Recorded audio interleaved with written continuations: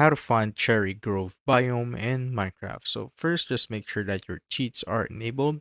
Once that's done, just simply type in the command right here, which is locate, then biome, then just type in cherry, just like so, and just simply type in enter or click on enter.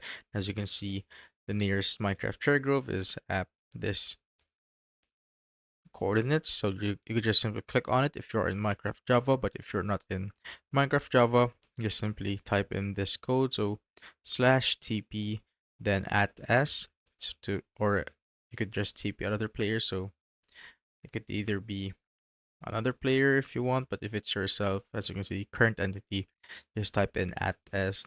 After that, just type in the coordinates just like so. Then just simply click on enter. Now you will be TP'd to that coordinate. As you can see, I have now been teleported to a cherry grove right here. That's how you basically find the cherry grove biome in Minecraft.